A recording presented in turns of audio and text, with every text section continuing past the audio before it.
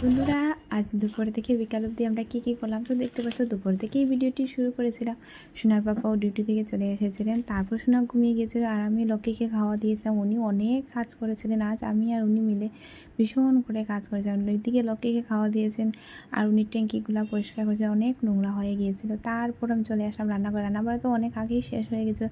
তারপর আমাদের ফ্রিজটির পিছন দিকে অনেক নোংরা লেগে গিয়েছিলো, তো ওইগুলা পরিষ্কার করা হলো। কয়েকদিন ধরে আমাদের ঘরে কাজের মেয়েটাই ছিল না আর অনেক কষ্ট হয়ে গিয়েছিলো। তো দেখতে পাচ্ছ উনি কিন্তু নিজেই ভাত নিয়ে খেয়ে নিয়েছিলেন। তারপর আমার খাওয়া দাওয়া শেষ হয়ে গেলো, কাপড়গুলো তুলে নিয়ে চট করে কাপড়গুলো রেডি করে নেয়। তারপর আমি আর আমার সোনামা রেডি হয়ে গেলাম। ভাবলাম যে একটু বাজারে গিয়ে সোনার জন্য কিছু কেনাকাটা করে নেবো আর ওষুধও কেনা হয়ে যাবে।